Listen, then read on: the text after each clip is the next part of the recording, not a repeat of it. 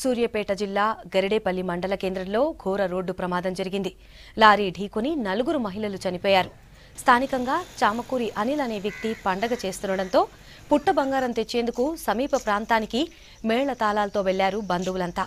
పుట్ట బంగారం తీసుకుని వస్తుండగా మిర్యాలగూడ నుంచి కోదాడ వైపు వెళ్తున్న లారీ అదుపు తప్పి మహిళలపైకి దూసుకువెళ్లింది. ప్రమాదంలో గరిడేపల్లికి చెందిన మర్రి వెంకమ్మ, మర్రి ధనమ్మ, బేతబోలు గ్రామానికి చెందిన మట్టమ్మ, మరో 19 ఏళ్ల యువతి చనిపోయారు. మరో 2కి తీవ్రంగా గాయాలు కావడంతో హుజూర్నగర్ ఆసుపత్రికి తరలించారు.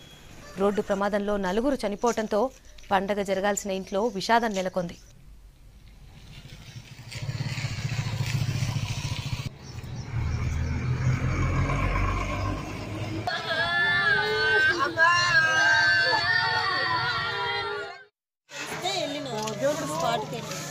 ముగ్గురు బాబాయ్ పిన్నికి చిన్న పిన్నికి దెబ్బలు తగిలినాయి.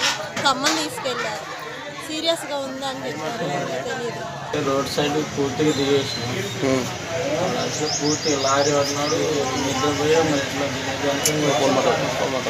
వెనక సైడ్ నుంచి వచ్చింది. రోడ్డు మొత్తం దిగొచ్చింది.